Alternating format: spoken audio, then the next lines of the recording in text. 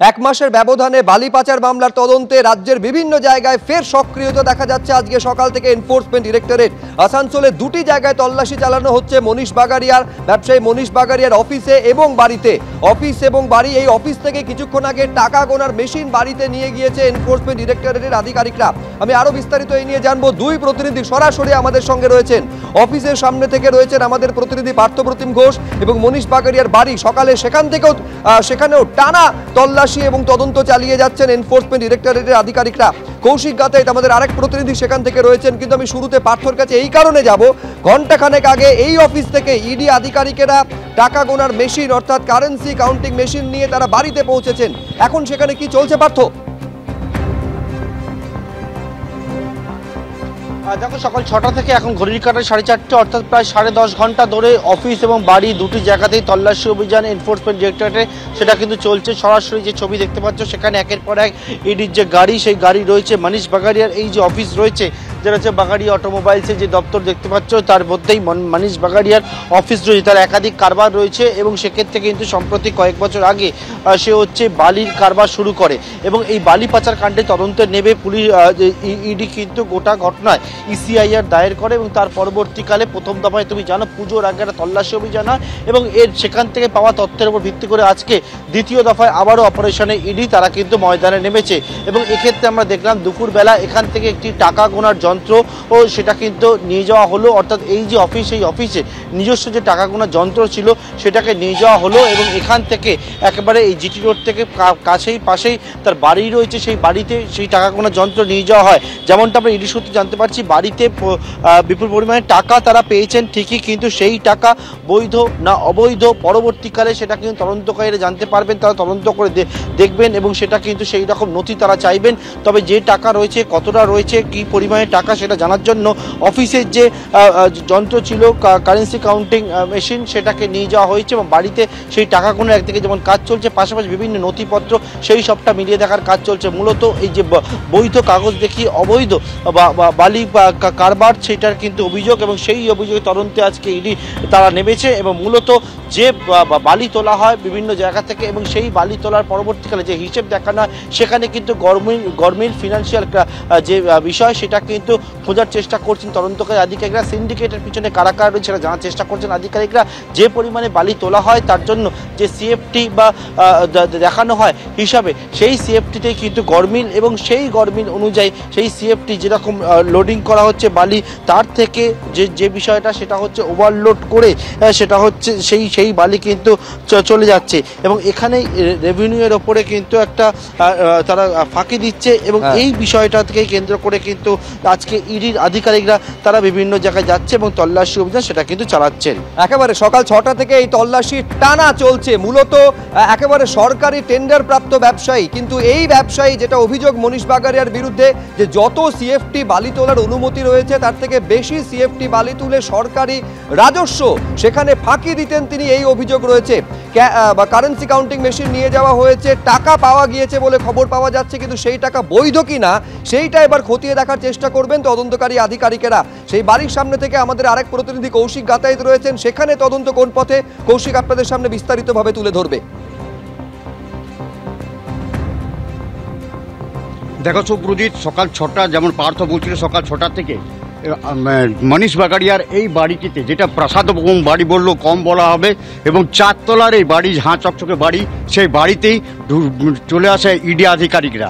এখানে এসে তারা খবর পায় যে প্রায় এইখান থেকে 2 থেকে 2.5 কিলোমিটার দূরে একটা মার্কেটের উপর, জিটি রোডের ওপর এই মনীষ বাগারিয়ার একটা অফিস রয়েছে, বাগারিয়া অটোমোবাইলস, এবং সঙ্গে সঙ্গে তারা দুটি দলে ভাগ হয়ে যায় এবং ভাগ হয়ে যাবার পরই তারা সেখান থেকে একদম সোজা চলে যায় অফিস এবং অফিসে গিয়ে সেখানে তল্লাশি শুরু করে।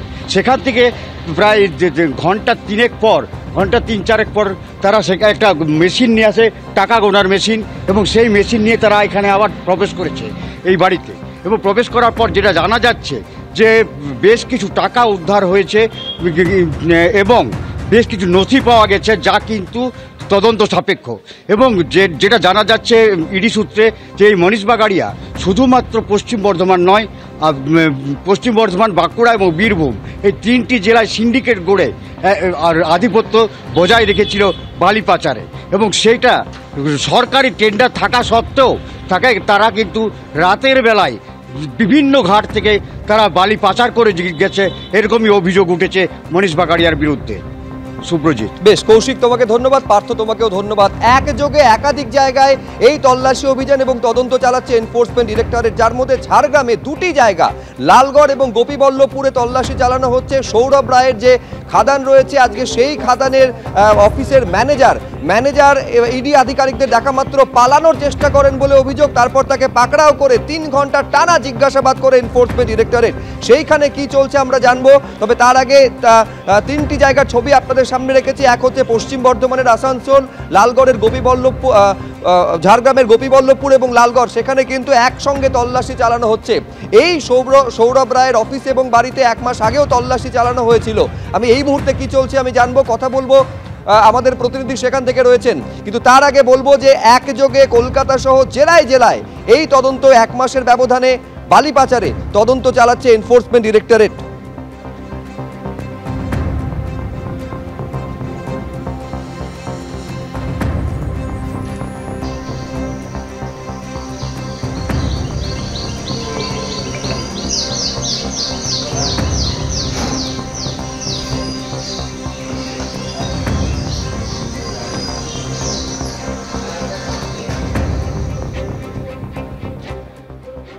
সকাল থেকে এই তল্লাশি কলকাতা থেকে জেলা বিভিন্ন জায়গায় হয়ে চলেছে। কলকাতার বেন্টিং স্ট্রিটে মনোজ আগরওয়াল, চার্টার্ড অ্যাকাউন্টেন্ট, তার বাড়িতেও তল্লাশি চালায় এনফোর্সমেন্ট ডিরেক্টরেটের আধিকারিকরা।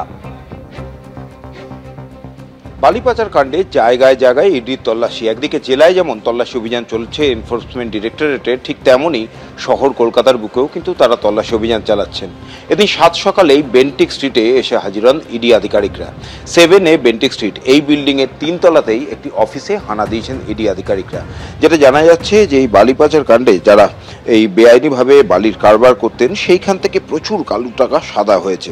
এখন সেই সব বেআইনি যে বালি কারবারি, তাদের সঙ্গেই যোগ রয়েছে এই সংস্থার কয়েকজনে, এমনটাই ইডি সূত্রে খবর। আজকে 7 সকালেই কেন্দ্রীয় বাহিনীর জওয়ানদের নিয়ে 7A বেন্টিক স্ট্রিটের এই অফিসে এসে পৌঁছে যান ইডি আধিকারিকরা। একেবারে আসার সাথে সাথেই কেন্দ্রীয় বাহিনীর জওয়ানরা তারা গোটা বিল্ডিংটি ঘিরে ফেলেন এবং গোটা বিল্ডিং ঘিরে সেখানে তল্লাশি অভিযান চলছে। যদিও সকাল 6টা নাগাদ ইডি আধিকারিকরা বেন্টিক স্ট্রিটের এই অফিসে এসে পৌঁছান, কিন্তু তাদের দীর্ঘক্ষণ বাইরে দাঁড়িয়ে থাকতে হয়। প্রায় ঘন্টা 4 তারা বাইরে দাঁড়িয়ে থাকেন। এরপরেই একজন ওই অফিসের একজন কর্মী এলে তারপর অফিস খুলে তারা ভেতরে ঢুকে তল্লাশি অভিযান চালাচ্ছেন।